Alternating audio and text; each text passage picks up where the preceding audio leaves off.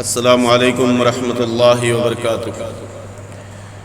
الحمدللہ رب العالمین والصلاة والسلام علی اشرف الانبیاء والمرسلین نبینا محمد وعلی آلہ وصحبہ اجمعین۔ تمام قسم کی حمد و ثنا، تعریف اور توصیف کی بریائی اور بڑائی اللہ رب العالمین کے لیے ہے، اور درود و سلام محمد الرسول اللہ صلی اللہ علیہ وسلم پر جو پوری کائنات کے لیے رشد و ہدایت بنا کر بھیجے گئے۔ درود و سلام ہو تمام انبیاء و رسل پر، اور اللہ کی رحمتیں ہوں، برکتیں ہوں تمام صحابہ کرام رضوان اللہ تعالی علیہم اجمعین، اہل بیت اور تمام سلف صالحین پر، آمین تقبل یا رب العالمین۔ انسان ویسے تو بہت ساری باتیں کرتا ہے، مگر بعض دفعہ انسان اپنی لا علمی میں یا اپنے بڑ بولے پن کی وجہ سے دوسروں کی زندگی تباہ کر دیتا ہے، اور اس کو اس کا احساس بھی نہیں ہوتا۔ میرا جو آج کا موضوع ہے وہ یہ ہے کہ اپنے فضول سوالات کے ذریعے دوسروں کی زندگی تباہ مت کریں۔ اپنے فضول سوالات کے ذریعے اللہ کے رسول صلی اللہ علیہ وسلم نے فرمایا کہ تم اس وقت تک مومن نہیں ہو سکتے جب تک کہ تم اپنے مومن بھائی کے لیے وہی چیز نہ پسند کرو جو اپنے لیے پسند کرتے ہو۔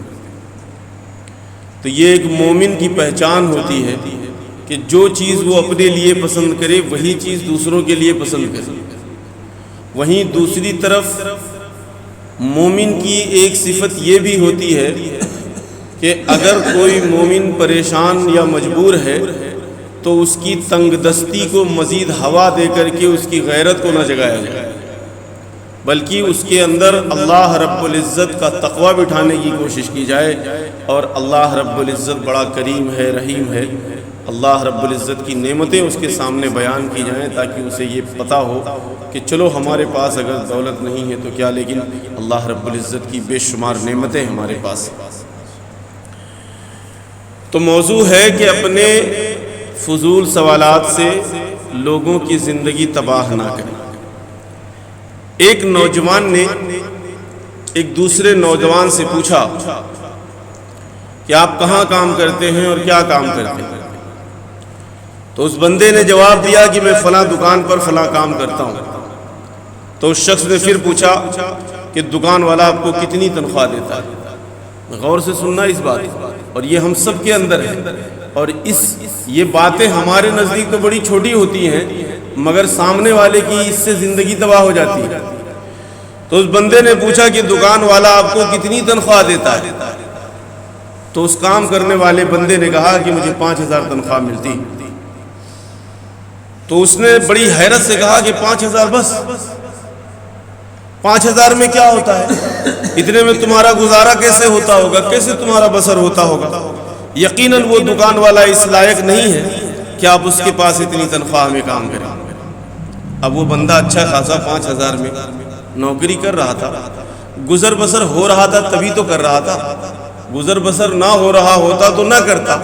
لیکن چونکہ دوسرے بندے نے اس کے ذہن میں ایک ایسی بات ڈال دی جو اس کے ذہن میں تھی نہیں، وہ بندہ اتنا کہہ کر تو چلا گیا، لیکن اسی دن سے اس بندے کا اپنے کام میں دل لگنا بند ہو گیا اور اپنے کام سے اسے نفرت۔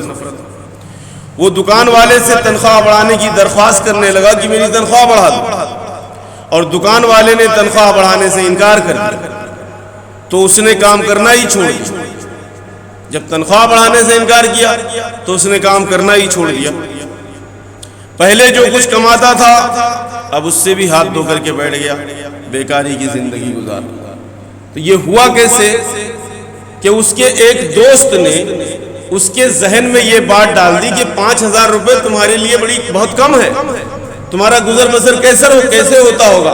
حالانکہ اس 5,000 میں اس کا گزر بسر ہو رہا تھا، لیکن چونکہ اس کے دل میں ایسی بات ڈال دی تو اس نے جہاں پر کام کرتا تھا اس سے تنخواہ بڑھانے کی سفارش کی، گزارش کی، نہیں بڑھایا تو اس نے نوکری چھوڑ دی۔ اسی طریقے سے بہت ساری عورتیں ہوتی ہیں جو دوسری عورتوں کے ذہنوں میں ایسی باتیں ڈال دیتی ہیں جس سے کہ وہ اپنی زندگی تباہ کر لیتی ہیں۔ ایک خاتون کے یہاں بچہ پیدا ہوا، اس کی سہیلی اس کو مبارکباد دینے کے لیے آئی، تو اس مبارکباد دینے کے موقع پر وہ اپنی سہیلی سے کچھ پوچھ بیٹھی، کہا کہ تمہارے شوہر نامدار نے ولادت کے اس مبارک موقع پر تمہارے لیے کیا تحفہ پیش کیا؟ میں اولاد ہوئی ہے، کیا تحفہ پیش کیا؟ اس خاتون نے جواب دیا کچھ نہیں۔ تو اس کی سہیلی بڑی حیرت سے کہنے لگی کتنی عجیب بات ہے، کیا اس کے نزدیک تمہاری کوئی اہمیت نہیں ہے؟ اس کی سہیلی کا الفاظ یہ بار بار دہراتی رہی کہ کیسا شوہر ہے تمہارا، اس خوشی کے موقع پر اس نے تمہیں کچھ بھی نہیں دیا، تحفہ تو کچھ دینا چاہیے تھا، اس کا مطلب اس کی نظر میں تمہاری کوئی حیثیت نہیں ہے، کوئی اہمیت نہیں ہے۔ بہرحال وہ یہ بات کہہ کر تو چلی گئی۔ ظہر کے وقت اس کا شوہر گھر آیا تو دیکھا بیوی بہت ناراض بیٹھی ہے، دونوں میں کہا سنی ہوئی معاملہ طلاق تک پہنچ گیا۔ عورتوں کے دماغ میں ایک مرتبہ کوئی بات گھس جائے بس ان کو اپنوں سے زیادہ دوسروں کی چگلیاں بڑی اچھی لگتی ہیں، بڑی یقینی لگتی ہیں۔ گھس گئی دماغ میں بات اس کی سہیلی کی، حالانکہ وہ شوہر اس کی قدر کرتا تھا، اس کو پہلے کوئی شکایت نہیں تھی اپنے شوہر سے، لیکن چونکہ اس کی سہیلی نے اس کے دماغ میں ایسی بات ڈال دی کہ وہ اب اپنے شوہر سے خامخواہ جھگڑنے لگ گئی، صرف اپنی سہیلی کی بات۔ ایک بیوی اپنے شوہر کو اچھی طریقے سے جانتی ہے یا کوئی سہیلی جانتی ہے، پر اس نے دماغ میں بات ڈال دی، بات یہاں تک ہوئی کہ طلاق تک پہنچ گئی۔ اور یہ تباہی کہاں سے شروع ہوئی؟ اس کی سہیلی کی اس بات کہ تمہارے شوہر کی نظر میں تمہاری کوئی اہمیت نہیں ہے، تمہیں آج بچہ پیدا ہوا اسے کچھ تحفہ دینا چاہیے۔ بیان کیا جاتا ہے ایک اور واقعہ ہے، ایسے بہت سے واقعات گزرے ہیں اور لوگوں کی زندگیاں تباہ ہو گئی۔ ہم چھوٹی موٹی باتیں کر جاتے ہیں، ہماری نظر میں اس بات کی کوئی اہمیت نہیں ہوتی ہے، لیکن ان چھوٹی چھوٹی باتیں یہ جو ہوتی ہیں یہ دوسروں کے دل پر بہت بھاری گزرتی ہیں اور وہ اس کو بڑی سنجیدگی سے لے لیتے ہیں، اور اتنی سنجیدگی سے لیتے ہیں کہ اپنی ہنسی خوشی زندگی بسر ہونے والی بھی وہ برباد کر لیتے ہیں۔ بیان کیا جاتا ہے کہ ایک باپ تھا، بڑی سکون اور اطمینان بھری زندگی گزار رہا تھا۔ کسی نے اس سے کہہ دیا کیا تمہارا بڑا بیٹا تمہاری خیریت پوچھنے نہیں آتا؟ کتنی عجیب بات ہے، آخر اس کے پاس ایسی کیا مجبوری ہے کہ تمہارا بیٹا تمہارا حال خیریت پوچھنے تک بھی نہیں آتا؟ اتنی سی بات کہنی تھی، پھر کیا تھا؟ اس باپ کے دل میں یہ باتیں بیٹھ گئی۔ بات تو صحیح ہے کہ بڑا بیٹا میری خیریت ہی پوچھنے نہیں آتا، حالانکہ اس سے پہلے باپ کو اس کی کوئی پرواہ نہیں تھی کہ ہاں اس کو پتا تھا کہ بیٹا ہے اپنی مصروفیت میں ہوگا نہیں آتا ہوگا، لیکن چونکہ کسی نے اس کے ذہن میں یہ بات ڈالی کہ تمہارا بیٹا تمہاری خیریت پوچھنے نہیں آتا، ایسی کیا مجبوری ہے، کیا مصروفیت ہے کہ اس کو اپنے باپ سے ملنے کی فکر نہیں ہے، اتنی سی بات اس بندے کے دل میں بیٹھ گئی، اسی دن سے اس کی پرسکون والی زندگی غارت ہو گئی۔ اب وہ اسی فکر میں لگا رہتا ہے کہ آخر میرا بیٹا ملنے کیوں نہیں آ رہا، حالانکہ اس سے پہلے وہ سکون سے رہتا۔ تو یہ چھوٹی چھوٹی باتیں ہوتی ہیں، ہم بول تو دیتے ہیں مگر سامنے والے پر اس کا کیا اثر پڑتا ہے، اس کی زندگی بدل جاتی ہے ان چیزوں سے۔ ہماری روزمرہ کی زندگی میں بارہا ایسے سوال پوچھے جاتے ہیں جو دیکھنے میں بڑے معصوم سے لگتے ہیں مگر وہ حقیقت میں زندگی کو تباہ اور برباد کر دیتے ہیں۔ مثال کے طور پر آپ کے پاس یہ کیوں نہیں ہے، آپ کے پاس یہ کیوں نہیں ہے، آپ وہ فلاں چیز کیوں نہیں خرید لیتے؟ ارے بھائی اس کی حیثیت ہوگی تو خرید لے گا، تم کو کیا ٹوچن دینے کی ضرورت ہے کہ آپ کے پاس یہ نہیں ہے، آپ کے پاس وہ نہیں ہے، آپ فلاں چیز کیوں نہیں خرید لیتے؟ آپ یہ اذیت بھری زندگی کیسے جھیل رہے ہو، اتنی مشکل والی زندگی کیسے جھیل رہے ہو، آپ اس بندے کو کیسے اپنی زندگی میں برداشت کر رہے ہو؟ وہ برداشت کر رہا ہے تبھی اس کے ساتھ رہ رہا ہے نا، تمہیں نہیں برداشت ہے تو تم خامخواہ کیوں بیچ میں روڑے اٹکا رہے؟ آپ کے پاس فلاں چیز تو ہونی ہی چاہیے تھی۔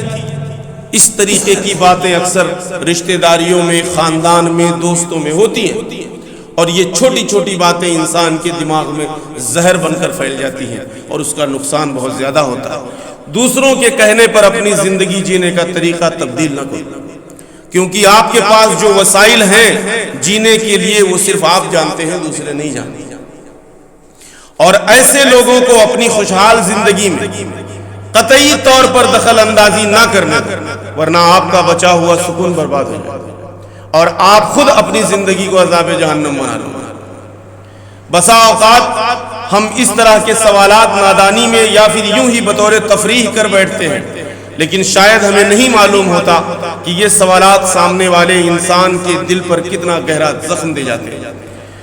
میرے اس پیغام کا خلاصہ یہ ہے کہ اگر آپ کسی کو راحت اور سکون نہیں پہنچا سکتے تو کسی کی زندگی تباہ کرنے کا سبب نہ بنو۔